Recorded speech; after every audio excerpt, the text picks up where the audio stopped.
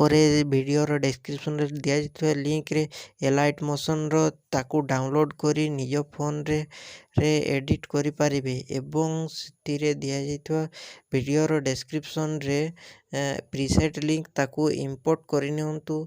ତାପରେ ସେଥିରେ ଆପଣ ଯାହା କିଛି ଚେଞ୍ଜ କରିବାକୁ ଚାହୁଁଛନ୍ତି ତାହା ଚେଞ୍ଜ କରିପାରିବେ ଏବଂ ନ ଚେଞ୍ଜ କରି ମଧ୍ୟ ଆପଣ ତାକୁ ସିଧା ଡାଉନଲୋଡ଼୍ କରିପାରିବେ।